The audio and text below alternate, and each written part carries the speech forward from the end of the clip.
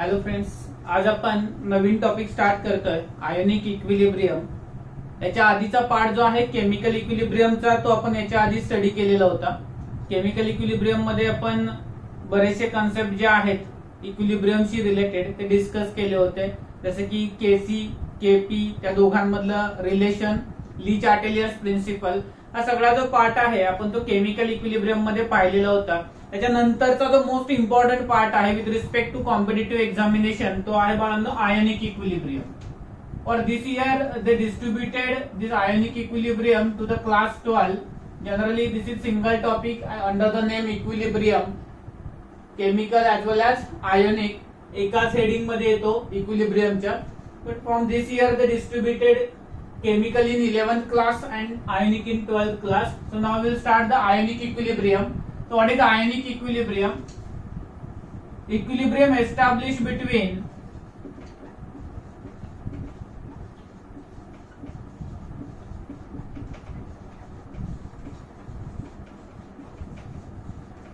ions and unionized molecules. Ions मध्ये आणि unionised molecules मध्ये जो इक्विलिब्रियम एस्टॅब्लिश होतो त्याला आपण काय म्हणतो, आयोनिक इक्विलिब्रियम असं म्हणतो. फॉर एक्झाम्पल, आपण एखादा वीक इलेक्ट्रोलाइट घेतला, त्याचं डिसोसिएशन घडवून आणलं तर त्यापासून आपल्याला त्याचे आयन्स फॉर्म झालेले बघायला मिळतील. आणि हे जे आयन्स आहेत त्याच्या बरोबरच हा इलेक्ट्रोलाइट जो आहे तो देखील त्याच्यासोबत त्या ठिकाणी प्रेझेंट असणार आहे. म्हणजेच equilibrium establish between the ions and unionised molecule. आपण या ठिकाणी मुद्दाम वीक इलेक्ट्रोलाइट असं म्हणतोय कारण जर स्ट्रॉंग इलेक्ट्रोलाइट घेतला तर तो ऑलमोस्ट कम्प्लिटली डिसोसिएट होतो. जर कम्प्लिटली डिसोसिएट झाला तर आयन्स आणि अनआयोनाइज्ड मॉलिक्यूल मध्ये इक्विलिब्रियम एस्टॅब्लिश करता येणं थोडं अवघड जाईल. त्यामुळे या ठिकाणी स्पेसिफिकली आपण जो स्टडी करणार आहे तो वीक कंपोनंटचा स्टडी करणार आहे. सो वीक इलेक्ट्रोलाइट जो आहे त्याचं डिसोसिएशन घडवून आणला तर ते डिसोसिएशन घडवल्यानंतर त्याच्या आयन्स मध्ये आणि अनडिसोसिएटेड मॉलिक्यूल जो राहिलेला आहे त्याच्यामध्ये जो इक्विलिब्रियम एस्टॅब्लिश होतो that we call as a ionic equilibrium. त्याला काय म्हणतो आपण, ionic equilibrium. Now to start with this topic we are going to study what is electrolyte. त्याच्या आधी सोल्युशन कोलिगेटिव्ह मध्ये आपण या संदर्भात थोडं डिस्कशन केलेलं आहे. इथे देखील आपण पुन्हा एकदा इलेक्ट्रोलाइट ही टर्म डिस्कस करणार आहे. What is electrolyte? तर असा पदार्थ जो काय करतो बाळांनो, पाण्यामध्ये डिसोसिएट होतो. A substance which get dissociated into its ion, a substance which get dissociated into its ions when added to the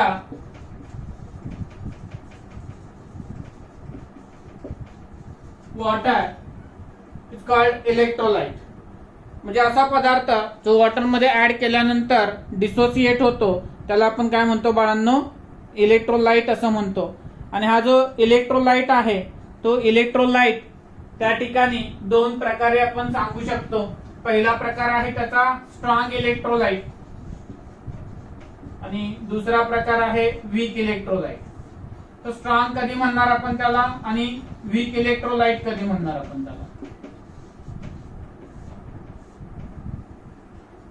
strong electrolyte म्हणजे बाळांनो असा पदार्थ जो ऑलमोस्ट कम्प्लिटली डिसोसिएट होतो. जसं आपण स्ट्रॉंग ऍसिड किंवा स्ट्रॉंग बेस घेतला तर तो बाळांनो काय होतो, पूर्णपणे डिसोसिएट होतो. कशामध्ये? त्याच्या कॉन्स्टिट्युएंट आयन्स मध्ये. A substance which gate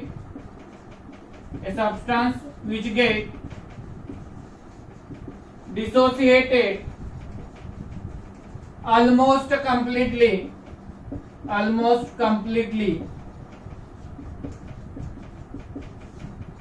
or completely is called as strong electrolyte. Weak electrolyte, a substance which dissociates in very small amount or we call as a feebly is called as weak electrolyte. जो पदार्थ खूप कमी प्रमाणामध्ये dissociate होतो त्याला आपण काय म्हणतो, वीक इलेक्ट्रोलाइट असं म्हणतो. तर जो पदार्थ खूप जास्त प्रमाणामध्ये डिसोसिएट होतो त्याला आपण स्ट्रॉंग इलेक्ट्रोलाइट असं म्हणतो. समजतंय का बघा सगळ्यांनी. त्याचे एक्झाम्पल्स आपल्याला स्टडी करायचे आहेत इलेक्ट्रोलाइट्सचे. आता स्ट्रॉंग इलेक्ट्रोलाइट जो आहे त्याचे एक्झाम्पल कुठले आहेत ते आपण डिस्कस करूयात. आणि वीक इलेक्ट्रोलाइट आहेत त्याचे कोणते एक्झाम्पल असणार आहेत ते डिस्कस करूयात. जो पदार्थ कम्प्लिटली डिसोसिएट होतो त्याला आपण स्ट्रॉंग इलेक्ट्रोलाइट असं म्हणतो. तर जो पदार्थ हा कमी प्रमाणात डिसोसिएट होतो त्याला आपण वीक इलेक्ट्रोलाइट असं म्हणतो. यामध्ये जो स्ट्रॉंग इलेक्ट्रोलाइट आहे त्याचे पुन्हा आपण दोन क्लासेस घेऊयात. पहिला आहे स्ट्रॉंग ऍसिड आणि स्ट्रॉंग बेस. तर असे ऍसिड जे कम्प्लिटली डिसोसिएट होतात त्यांना स्ट्रॉंग ऍसिड्स असं म्हणतो आणि जे बेसेस कम्प्लिटली डिसोसिएट होतात त्यांना आपण स्ट्रॉंग बेसेस असं म्हणतो. सिमिलरली वीक इलेक्ट्रोलाइट्स जे आहेत त्याचे देखील पुन्हा आपण दोन टाइप कन्सिडर करूयात, वीक ऍसिड्स आणि वीक बेसेस. तो वीक ऍसिड्स कधी म्हणणार आपण बाळांनो किंवा वीक बेसेस कधी म्हणणार आपण त्यांना, तर जे खूप स्मॉलर एक्सटेंट मध्ये डिसोसिएट होतात त्यांना आपण काय म्हणणार बाळांनो, वीक बेस असं म्हणणार. समजतंय का बघा. स्ट्रॉंग इलेक्ट्रोलाइटचे दोन क्लास बघितले आपण. कुठले कुठले. पहिला क्लास आहे स्ट्रॉंग ऍसिड, दुसरा स्ट्रॉंग बेस. आणि वीक इलेक्ट्रोलाइटचे दोन आहेत, वीक ऍसिड आणि वीक बेस. स्ट्रॉंग ऍसिड मग याचे एक्झाम्पल कुठले कुठले येणार बघा. आपण HCl, H2SO4, HNO3, ठीक आहे, हे जे आहेत हे स्ट्रॉंग ऍसिड्स आहेत. नंतर स्ट्रॉंग बेस कुठले आहेत स्पेसिफिकली आपण जेव्हा डिस्कस करतो NaOH, KOH हे काय आहेत बाळांनो, स्ट्रॉंग बेसेस आहेत. त्याच्यानंतर वीक ऍसिडची काही एक्झाम्पल तुम्हाला आठवत आहेत का बघा बाळांनो. वीक ऍसिड जसं एक एक्झाम्पल आहे ऍसिटिक ऍसिड CH3COOH. असे वीक ऍसिड्स जे आहेत ज्यांचं डिसोसिएशन फार कमी प्रमाणात होतं असे काही एक्झाम्पल्स तुम्हाला आठवत आहेत का बघा. बरेच एक्झाम्पल दिलेले आहेत आपल्याला.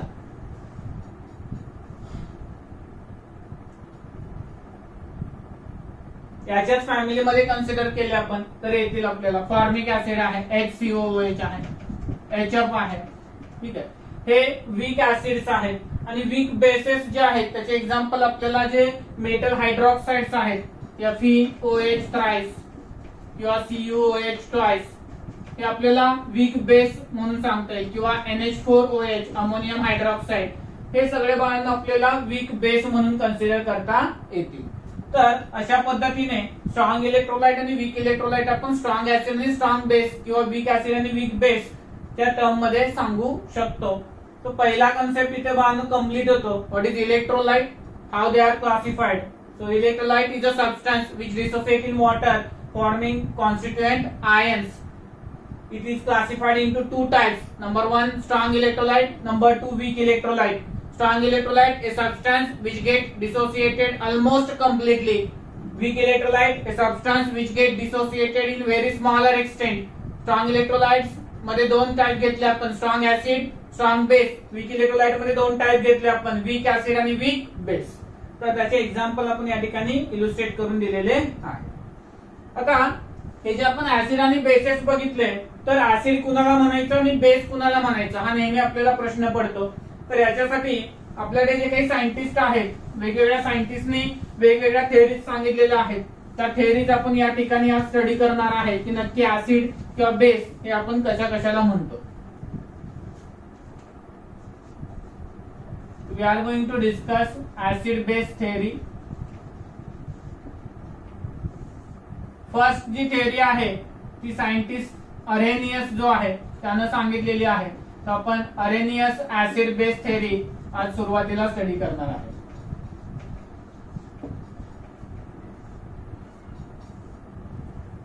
According to the Arrhenius theory, a substance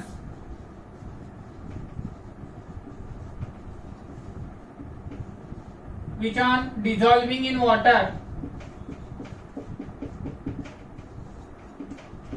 produces H plus ion is called acid. Arrhenius concept नुसार त्यांना काय सांगितलं, एखादा पदार्थ ज्याच्याकडे हायड्रोजन आहे तो जर तुम्ही पाण्यामध्ये डिझॉल्व्ह केला आणि त्याने H प्लस आयन जर फॉर्म केला तर त्याला आपण काय म्हणतो, ऍसिड असं म्हणतो. आणि याचे एक्झाम्पल म्हणून आपण जे नॉर्मल आपल्याला माहित आहे HCl आहे, H2SO4 आहे, HNO3 आहे, यांच्याकडे हायड्रोजन आहे आणि ते पाण्यामध्ये डिझॉल्व्ह केले की काय करतात बाळांनो, हायड्रोजन आयन तयार करतात. सेकंड, ए सबस्टन्स बेस कुणाला म्हटलंय बघूयात आपण. Substance which on dissolving in water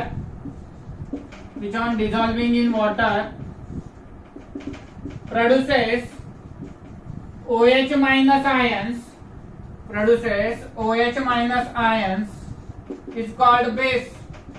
जो पाण्यामध्ये डिझॉल्व्ह केल्यानंतर OH मायनस आयन प्रोड्यूस करतो त्याला काय म्हणलेलं आहे, बेस म्हणलेलं आहे. For example NaOH, KOH, NH4OH असे पदार्थ ज्यांच्याकडे OH प्रेझेंट आहे आणि जे पाण्यामध्ये डिझॉल्व्ह केल्यानंतर OH मायनस आयन प्रोड्यूस करतात त्यांना आपण काय म्हणतो, बेस असं म्हणतो. असं कोणी सांगितलं, अरेनियस कॉन्सेप्टने सांगितलं. इथे एक इलुस्ट्रेशन म्हणून बघा, HCl डिझॉल्व्ह केला तर H++ Cl मायनस फॉर्म करतो, ऍक्वियस घेतला आपण तर. तसंच NaOH ऍक्वियस घेतला आपण या ठिकाणी, वॉटर मध्ये डिझॉल्व्ह केला तर Na++ OH minus ions form करेल.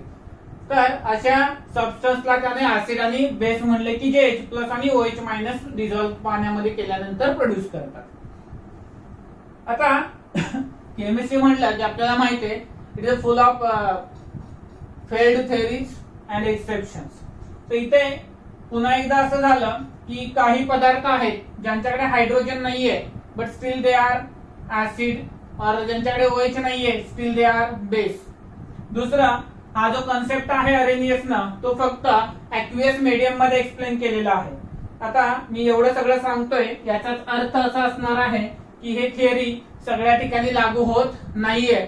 पहिलं जे याचं फेल होण्यामागचं रिझन आहे ते काय आहे बाळांनो, this theory is applicable only for the aqueous solutions. Aqueous सोल्युशनला फक्त ऍप्लिकेबल होते. दुसरं जे रिझन आहे याचं हे असं आहे की ज्याच्यामध्ये काही पदार्थ असे आहेत ज्यांच्याकडे H+ नाहीये steel they are acid. For example BF3 घेतला आपण, AlCl3 घेतला तर यांच्याकडे हायड्रोजन नाहीये, ते पाण्यामध्ये H+ आयन प्रोड्यूस करत नाही, स्टील दे आर ऍसिड्स. काही असे एक्झाम्पल्स आहेत ज्यांच्याकडे OH नाहीये, स्टील दे आर बेसेस, पण हे इथे या ठिकाणी एक्सप्लेन केलेलं नाहीये. फॉर एक्झाम्पल अमोनिया आहे किंवा अमाइन्स असतील ज्यांच्याकडे कुठेही OH प्रेझेंट नाहीये, steel they are basic in nature, which is not explain by the Arrhenius theory. And due to failure of these three reasons, we will not accept Arrhenius acid-base theory completely. In certain cases, it is applicable, but not fully applicable to the concept of acid and base, or it not fulfill criteria completely for the acid and base. मग त्यानंतर दुसरी theory अस्तित्वात आली जी याच्यामधले drawbacks भरून काढण्याचा प्रयत्न करणारी होती.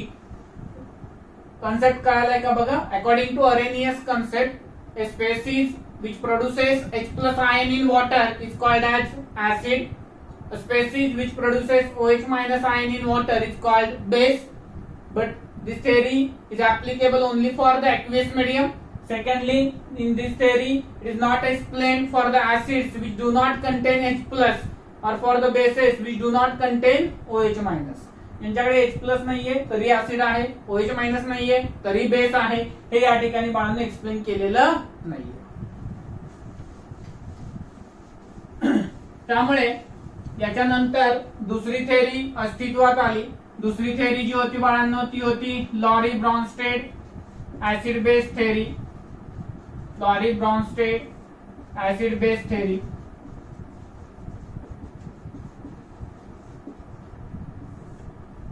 या थेअरीनुसार ऍसिड कुणाला म्हणायचं किंवा बेस कुणाला म्हणायचं.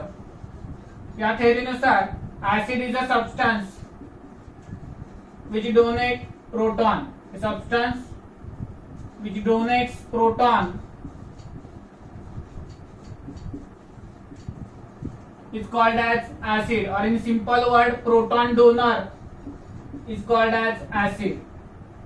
Then base, a substance which accept a proton A substance which accept proton is called as base, or in simple words we can call it as a proton acceptor is called as a Lowry Bronsted base. याच्या म्हणण्यानुसार असं होतं की जी species H देते, hydrogen H+ देते, त्याला आपण ऍसिड म्हणायचं, आणि जी स्पेसिस H+ ऍक्सेप्ट करते त्याला बेस म्हणायचं. मग अशा ठिकाणी जो ऍसिड बेस कन्सेप्ट आहे तो प्रोटॉनच्या देवाणघेवाणीवरून डिसाइड करण्यात आला. त्याचे काही एक्झाम्पल्स आपण एखादी एक्झाम्पल घेऊयात, त्यामध्ये लक्षात येईल तुमच्या. फॉर एक्झाम्पल वॉटर जो आहे त्याची आपण HCl सोबत ट्रीटमेंट केली, तर या ठिकाणी आपल्याला H3O प्लस Cl- फॉर्म झालेला पाहायला मिळेल. याच्यामध्ये कुणी कुणाला प्रोटॉन डोनेट केला विचार करा. Who is proton donor and who is proton acceptor?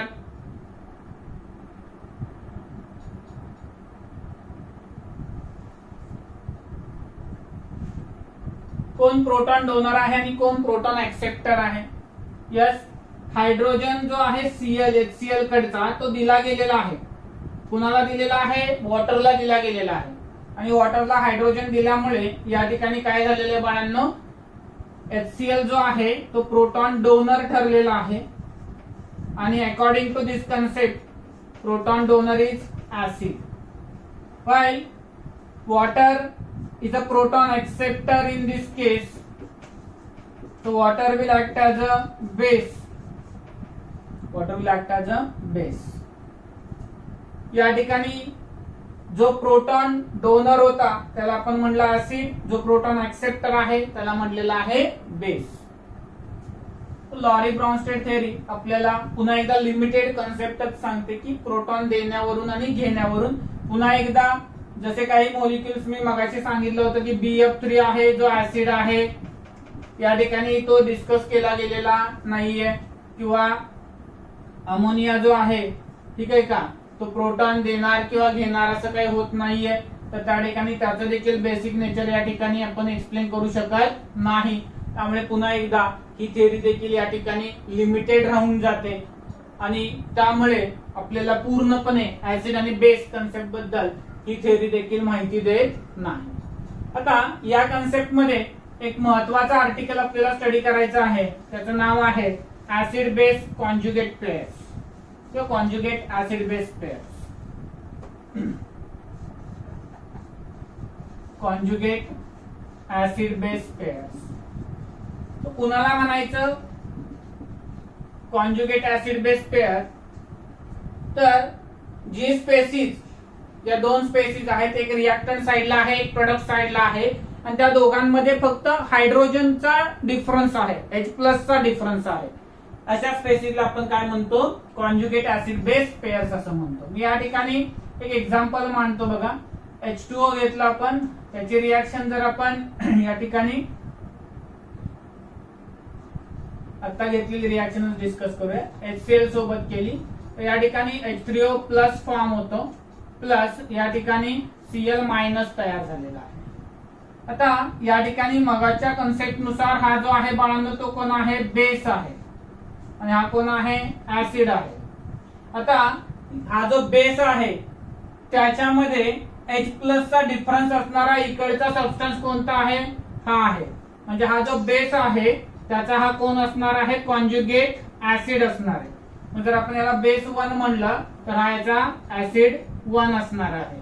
आणि जर हा HCl पाहिला तर त्याच्यामध्ये H+ चा डिफरन्स असणारा सबस्टन्स कोणता आहे? इकडं Cl. तो Cl काय असणार आहे? बेस असणार आहे. हा जर ऍसिड 2 असेल तर हा काय असणार बाळांनो? बेस 2 असणार आहे. पुन्हा एकदा समजून घ्या. वॉटर आणि H3O+ याच्यात H+ चा डिफरन्स आहे. A pair of substance which differ in having H+ is called conjugate acid base pair. So या ठिकाणी वॉटर आणि H3O+ यांच्यामध्ये एका H+ चा डिफरन्स आहे, त्याला आपण काय म्हणतो बाळांनो?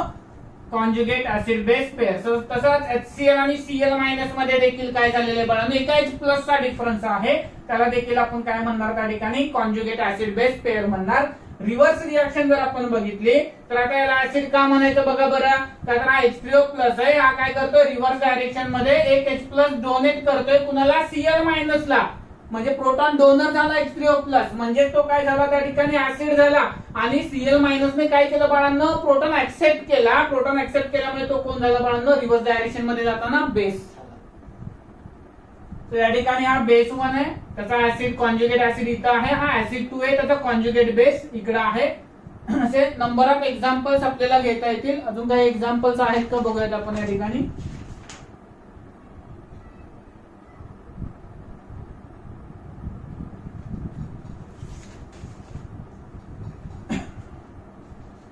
HCl प्लस NH3 घेतला आपण बाळांनो, तर या ठिकाणी काय तयार होईल बघा, NH4 प्लस फॉर्म होतो प्लस Cl मायनस फॉर्म. काय लक्षात आलं बाळांनो, इथे सुरुवातीला फॉरवर्ड डायरेक्शनला जात असताना HCl मधला H प्लस डोनेट करण्यात आला म्हणजे हा ऍसिड आहे, यांना एक्सेप्ट केला म्हणजे हा बेस आहे. त्यानंतर या ठिकाणी हा रिव्हर्स डायरेक्शन मध्ये जात असताना हा काय करणार बाळांनो, इकडून प्रोटॉन डोनेट करणार म्हणून हा कोण होणार, ऍसिड होणार. हा प्रोटॉन एक्सेप्ट करणार म्हणून हा कोण होणार, बेस होणार. आता अशा पेअर शोधा, ऍसिड 1 म्हणूयात आपण याला, त्याचा बेस 1 कोण असणार, जो याच्यापेक्षा हायड्रोजनने डिफर करणार म्हणजे हा Cl असणार. NH3 हा जर बेस 2 असेल, कारण 1 लिहिला आपण सुरुवातीला, हा 2 असेल तर याच्यापासून प्रोटॉन न डिफर होणारी स्पेसिस कोणती आहे, NH4 प्लस, म्हणजे त्याची कॉन्जुगेट ऍसिड असणार. So base 2 acid 2 acid 1 base 1, these are conjugate acid base pairs. Here also acid 2 base 2 and acid 1 base 1 are the conjugate acid base pairs. समजतंय का बघा, कॉन्जुगेट ऍसिड बेस पेअर्स कधी म्हणतो आपण, ज्या स्पेसिस काय करतात एकमेकापासून H प्लस आयन ने डिफर होतात, त्या पेअर्सला आपण काय म्हणतो, कॉन्जुगेट ऍसिड बेस पेअर्स असं म्हणतो.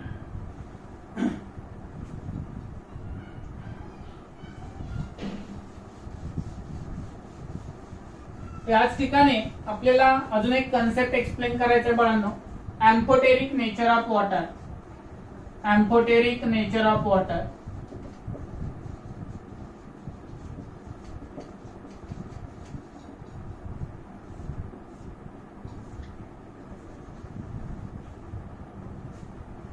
What is amphoteric nature? So water can act as acid as well as base. Water can act as acid as well as base. So आपण first of all बघूयात की water act as acid.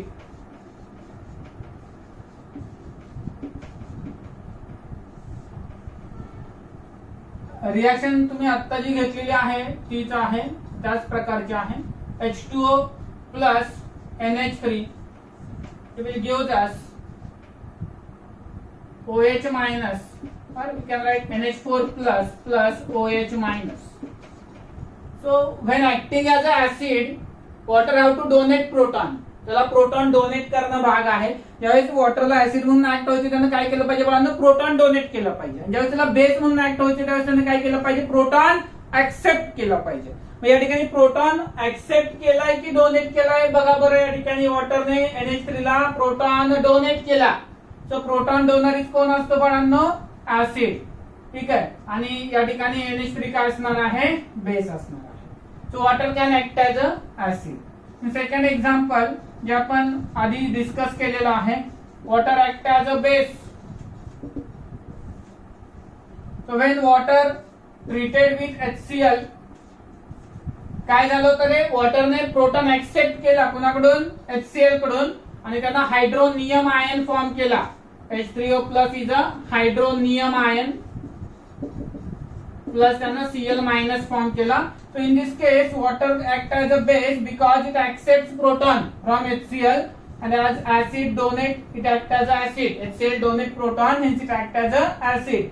So from these two reactions it proves that water can act as a acid as well as a base. It can donate proton as well as it can accept proton. Therefore water is a amphoteric in nature. Water काय आहे बाळांनो, amphoteric in nature आहे, because it can accept proton as well as donate proton. So water can act as both acid as well as base, and hence it is amphoteric in nature. समजते का बघा बाळांनो. Then we'll move to the last theory, Lewis acid base theory, sometimes called, some people called Lewis, some called Lewis. Okay, actually it's called as Lewis acid base theory.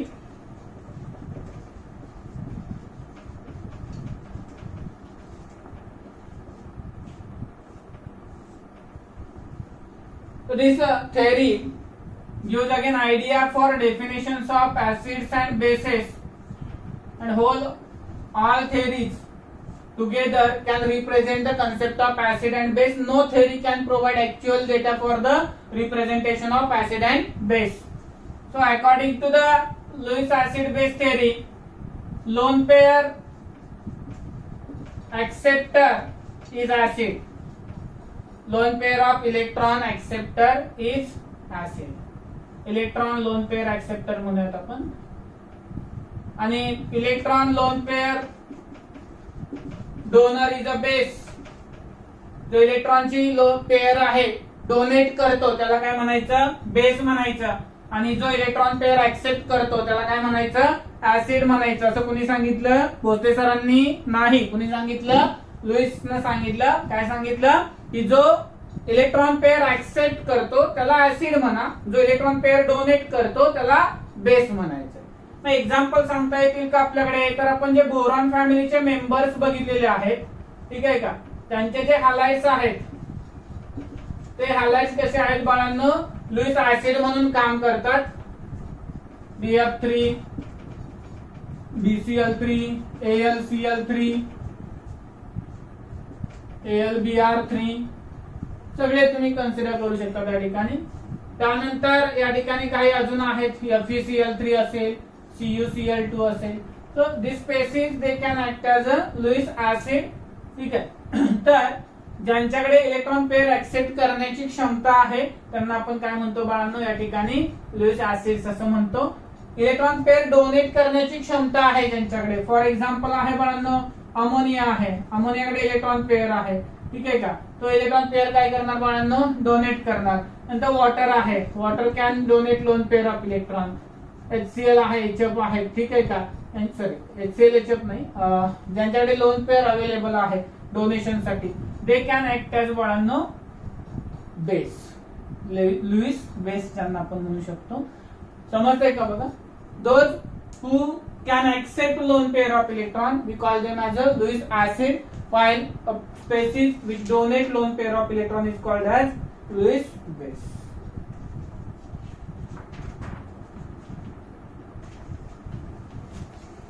इथपर्यंत समजलंय का बघा सगळ्यांना. ज्या spaces electron pair accept करतात त्यांना acid म्हणायचं, ज्या electron pair donate करतात त्यांना बेस म्हणायचं. आता काय काय कन्सेप्ट सांगितले, शॉर्ट रिव्हिजन बघूयात आपण या कन्सेप्टची. अरेनियसने काय सांगितलं बाळांनो, अरेनियस नुसार ऍसिड कोण आहे आणि बेस कोण आहे. ऍसिड कोण, which produces H+ ion in water, त्याला आपण काय म्हणतो, ऍसिड. बेस कुणाला म्हणायचं, species which produces OH- ions in water.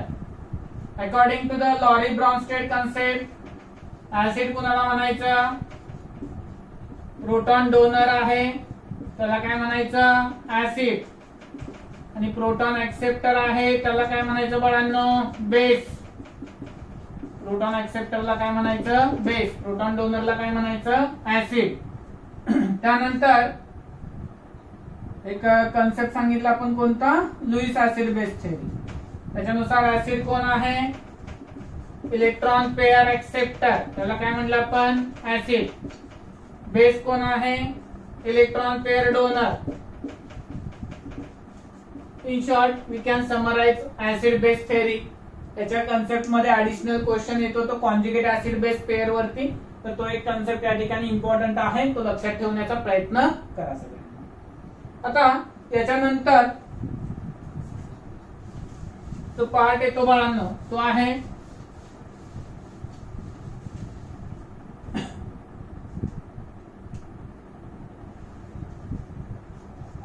dissociation constants of acid. dissociation constants of acid and base.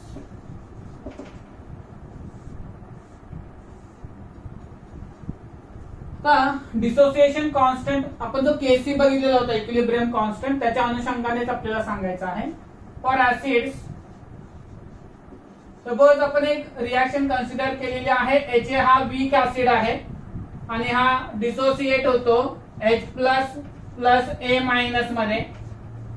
तर याचा डिसोसिएशन कॉन्स्टंट जो आहे तो काय असणार बाळांनो, Ka dissociation constant of acid is equal to काय रेशो घेतो रे आपण, प्रोडक्टचा रिएक्टंटशी रेशो घेतो आपण.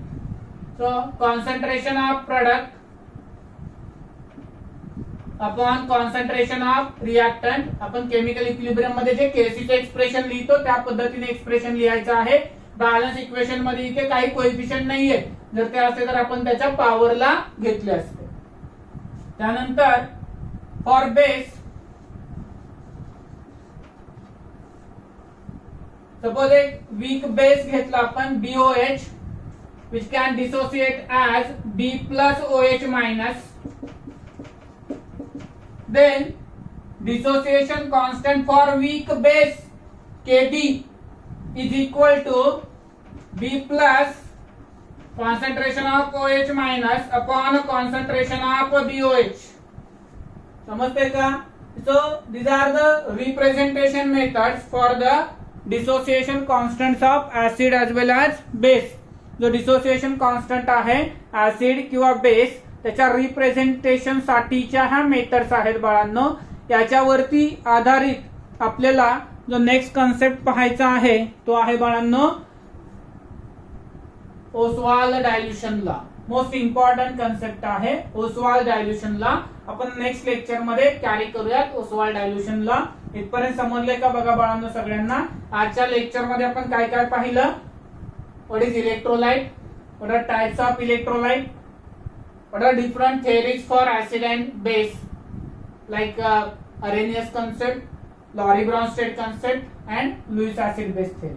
Then we learn representation of dissociation constants of weak acids and weak bases. Other concepts that we completed in the lecture are conjugate acid base pairs and amphoteric nature of water. तर हे सारे concept आजच्या lecture मध्ये आपण complete केलेले आहेत बाळांनो. आपण नेक्स्ट लेक्चर मध्ये ओसवाल्ड डायल्युशन लॉ जो आहे तो स्टार्ट करूयात आणि त्याच्या अनुषंगाने आपल्याला जे काही रिलेशन येत आहे डिसोसिएशन कॉन्स्टंट आणि डिग्री ऑफ डिसोसिएशन ते आपण डिस्कस करूया. थांबूयात आज आपण इथे. थँक्यू.